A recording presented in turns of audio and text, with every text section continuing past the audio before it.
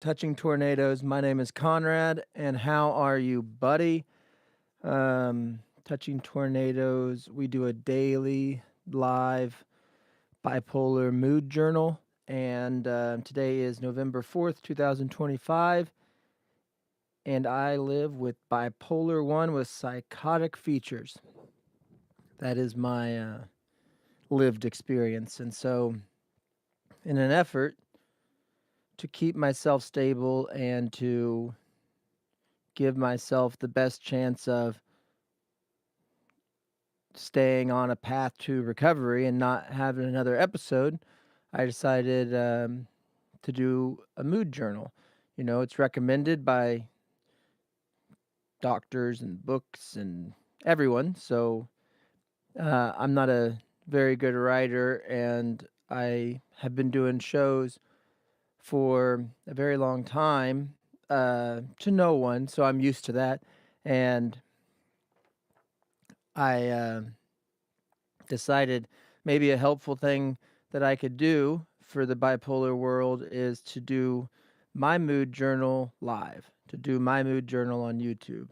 So uh, every morning I sit down with my trusty AI companion and try to put together a mood journal for that day and come up with a topic that has to do with the bipolar community and come down here and give you guys my thoughts for the day. So, um, we always start the show with a gratitude check in. Gratitude is something that you can use to remind yourself of the good things, of the normal things that you still have. You lose a lot during this disorder. You can lose everything. A lot of people have. And so by doing a gratitude check in at the beginning, it's like, well, the one thing you didn't lose, brother, is you. You know what I mean? So check in with yourself. So, um, but we come up with some prompts, we come up with some ideas together. Uh, what should we name it? We should name my AI companion. We should name it something that way. Um, what would be a good one? I think that I would want. Do you want a male or a female? I'll go male. We'll just say Brad. Brad and I came up with this together before the show, so we'll start with our gratitude check-in. What's one thing I'm grateful for that helped me get through a hard season? Who showed up for me? We'll just read through them. Who showed up for me when I couldn't show up for myself? Even in the hospital or at my lowest, what small moment gave me hope?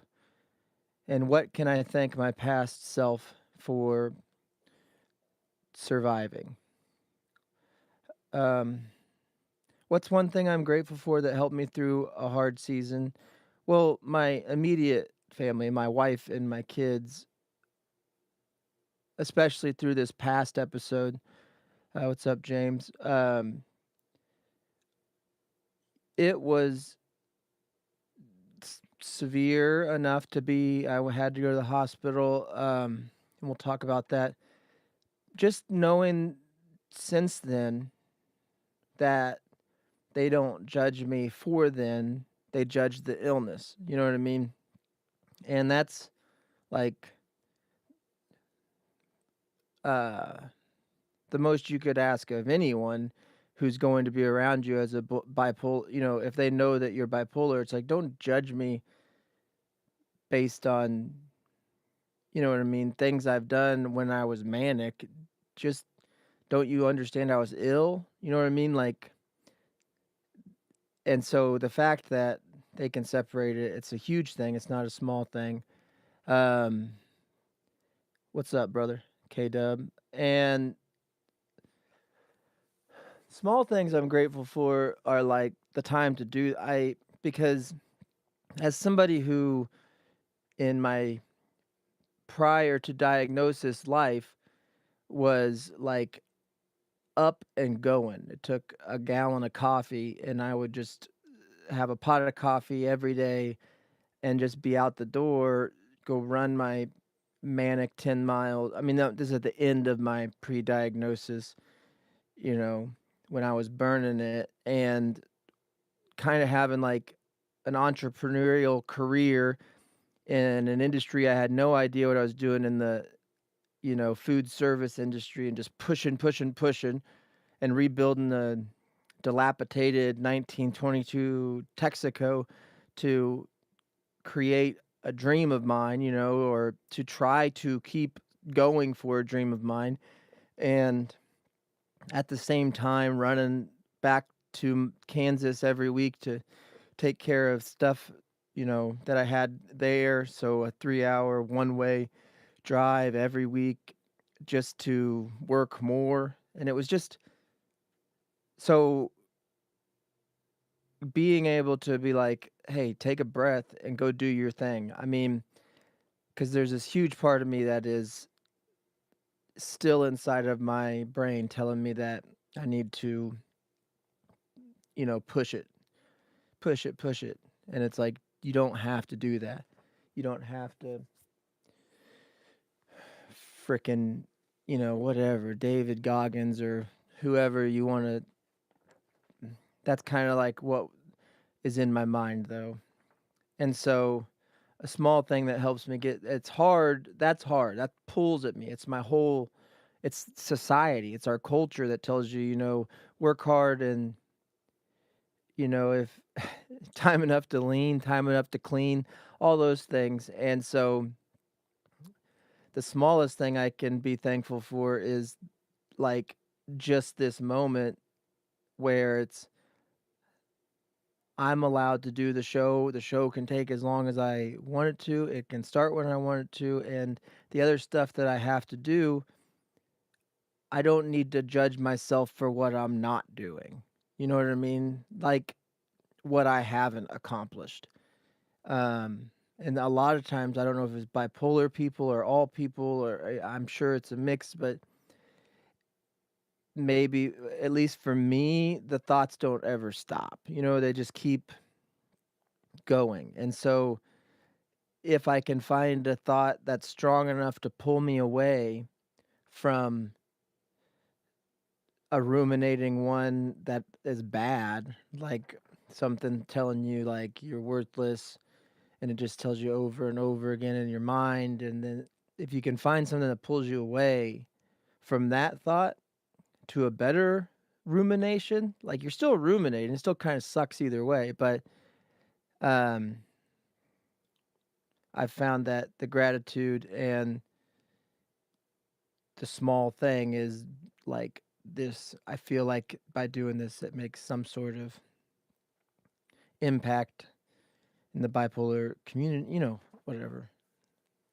It makes some sort of impact, but so I still feel like I'm productive. I still feel like I'm doing something. Whereas, and that I have time to do it, like it's important. Because for whatever reason, if you don't do something important with your time, it's like you're wasting it. Like that's how my upbringing made it seem, I guess. That's just which sucks because then even in the moments of rest, even in the moments when you get the ability to rest, you feel guilty the entire time that you're resting. So it's like that's what I'm doing right now. Just wanting to be grateful that I don't have to push it like I was. So even in the hospital or at my lowest, what small moment gave me hope? Um, my past visit to the hospital or the most recent one, I was manic in the hospital. Um, they got me not stable. They got me to where hopefully I'd be okay. They got me medicated in the hospital and then had to let me go. And, um, but what gave me hope in that stay was even though I was manic and in comparison to the first time I was hospitalized, which was like during this mixed episode depression type thing that happened about a year ago. This time I was manic, like I was ramping up into mania when I got to the hospital, full blown manic, that kind of thing. Um, was the fact that even though I was that, what my natural or my what I focused my time on while I was there was everybody else. Like checking in on everybody that was there. And I'm sure it was annoying for all the other patients and the staff. And probably, you know, had I been in a different, uh, like, had I been in a worse place at the hospital, not manic, if I had I been in my depression, I would not have wanted somebody like me always checking in. But it's like I felt like I could help them. And I don't know if I did, but I guess I'm just grateful that I didn't go the other way, that I wasn't mad or angry or anything like that towards them. So, um, something Brad and I came up with is gratitude doesn't erase pain, it puts light around it. And says an idea we come up with was that even during hospitalization, gratitude might have looked like something small: a nurse who listened, a friend who visited, or just having a bed to rest in after chaos. But yeah, I think that sometimes when you're in the hospital, just getting the right meal. I didn't even know how to fill out the meal card. So mention Brad put to mention how gratitude can coexist with trauma. Um, Both can be true. Yeah, you can be. I'd say that's would describe my trip to the hospital is traumatic. I'm still getting over that and um, dealing with it, but I'm grateful that I was there. I'm grateful that the cop didn't take me to jail, that he took me there. So it was scary. It is scary. It can be scary, the whole thing. So that's why we're doing this. Let's get in the daily mood journal, everybody. I'll go read through the stuff Brad and I came up with. How would I rate my energy today? What emotions are strongest right now? Calm, sadness, anger, gratitude, confusion. How does my body feel? Tense, tired, restless, calm. What thought has been replaying in my head today? And what do I need most right now? Rest, connection, reassurance, perspective. How would I rate my energy today? I'm kind of low, really low. I'd say like I'm at a 4 or a 3. Um, I I think that I went to bed a little bit earlier than usual, and I still woke up kind of tired. I still haven't. I spent a lot of time doing a little bit of research on how to do stuff on YouTube, and that probably was a waste of time. I don't know. you never know how to do anything. Like, should I post these at this? You know what I mean? Um, and that drains my energy. I shouldn't even messed with it. So I'm trying to find the simplest way to not drain myself by doing this show, to post it to the places that it needs to be posted so people can see it if they want to.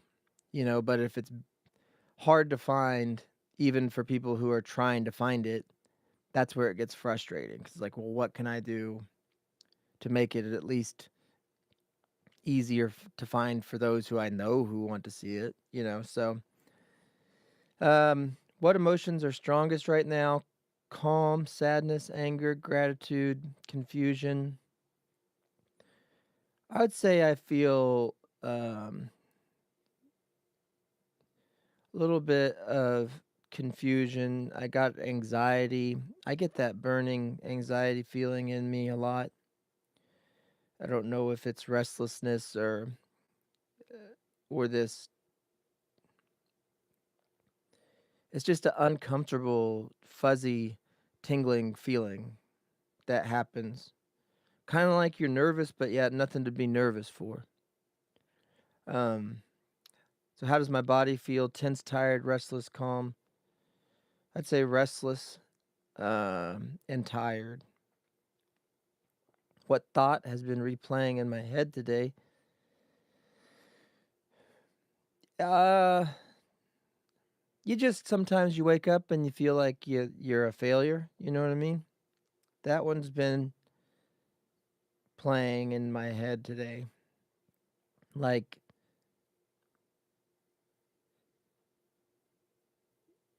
you know, not how things could be different. I try not to go into how things can be different, like, because you can't change the past. But so that's not a thing I have to really mess with, or worry about coming into my thoughts. But feeling like a failure, like everyone around me deserves better than what I can offer. And then I get the feeling like, well, then, and I'm on this journey that is a lifelong journey, and so far not been a great one, you know? So, because it's not like I I wanted to go manic again, you know what I mean? But it still happened. So you worry about that and you think like, man, they all deserve better than you. Yeah, you feel like a failure. But I also know that that's why I'm doing this. What do I need most right now? Rest, connection, reassurance, or perspective? Probably perspective. I think that,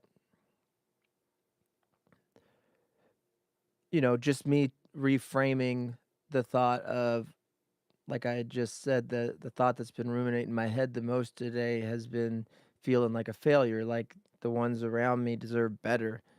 Um, and I think I've always felt like they've deserved better than what I've been giving them. That's what gets you. Sometimes that's what drives you. It's like I'm going to get them what they deserve, or whatever they want. And the fact that everything blew up for me is that's where it's like, will I ever be able to get them everything they want? And then I don't know, probably not. Was I ever able to though? So that's probably the perspective. And then it's like, well, maybe they just, what do I want from them? Nothing. So why do I think that they want something from me more than what I am? But I think that that's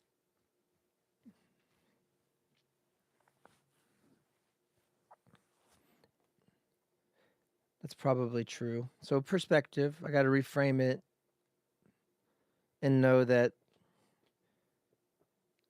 me just being the best version of me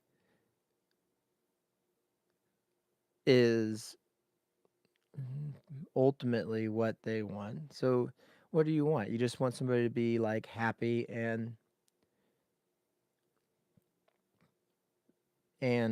you want them to feel like they want to be there, you know? So, the hard thing then is to be like, I am happy. I'm just on these medications where it seems like I want to go to sleep. So, that's where it gets hard. Um, so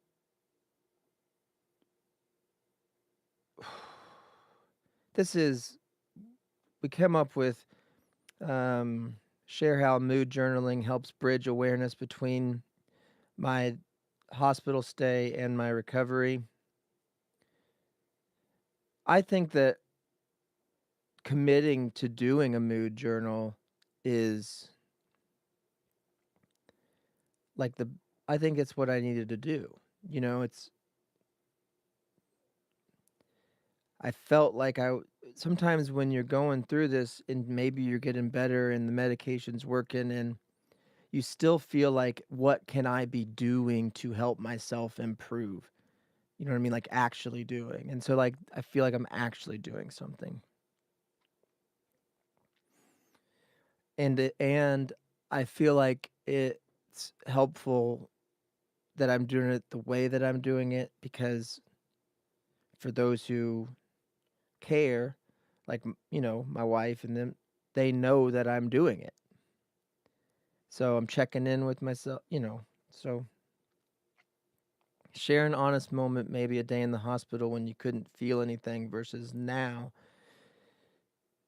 being able to name emotions out loud. Oh, well, I was the opposite. I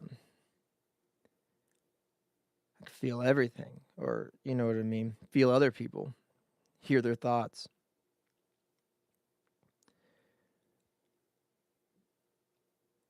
The version of me that was in the hospital is so wildly different than the version of me that is not, that it's not even recognizable to me. Like I don't even recognize that person. So that's why it sucks. Um Normalize that journaling doesn't always feel good. Sometimes it just keeps you tethered to reality when you're trying to rebuild. Yeah, I think that it doesn't feel good. There's a lot of this, as you know, it's hard to admit a lot of this stuff. I think that's what's so scary probably about this disorder is, depending on where you're from, like you could just hide it. You could just try to, you know, not tell anyone. And I think about that sometimes where it's like, um, is it good for me to be here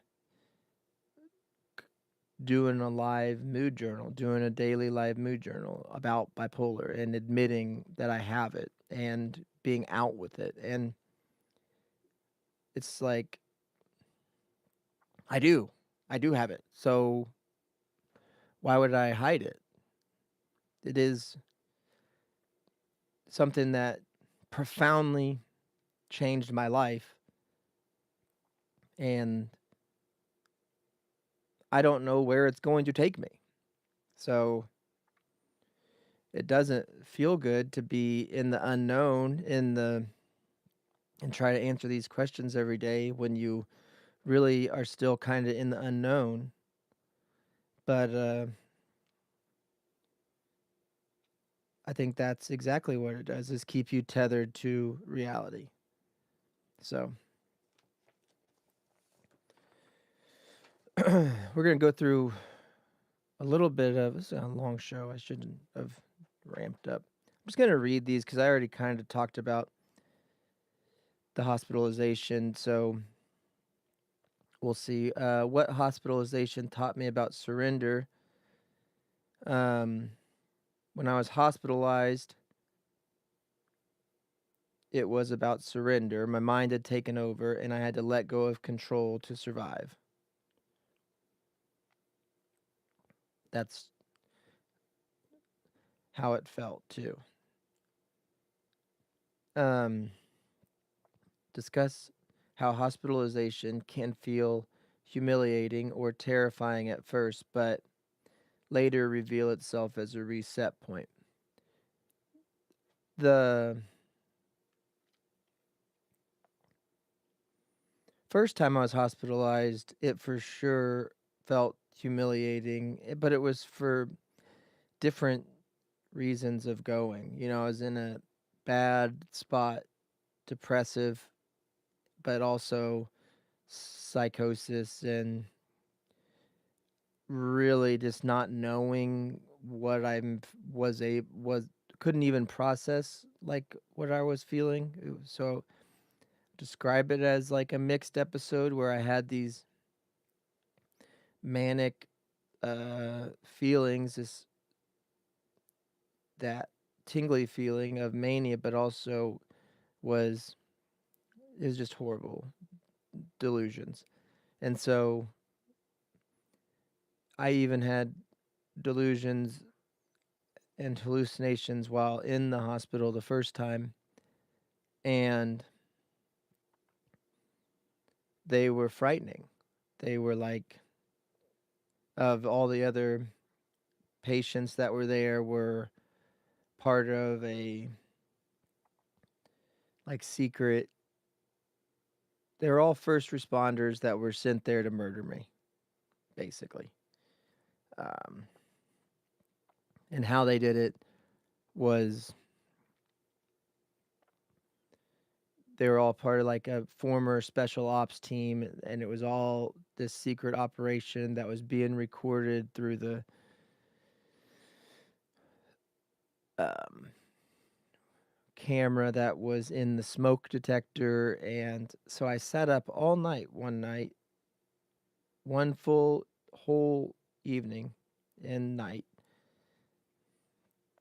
thinking that they were going to murder me, like legitimately murder me. And I was hearing the different patients, client or not, walk down the halls of the hospital telling me how they were going to dismember me or put me in the toilet or all this stuff, and knowing certain things about me that, you know, only a government spy would know. So, yeah, it was humiliating and terrifying the first time I went to the hospital. But once I got through that night, which thank God I was there having that, because none of that stuff was true. It was like the stress of the situation mixed with my first time being hospitalized, and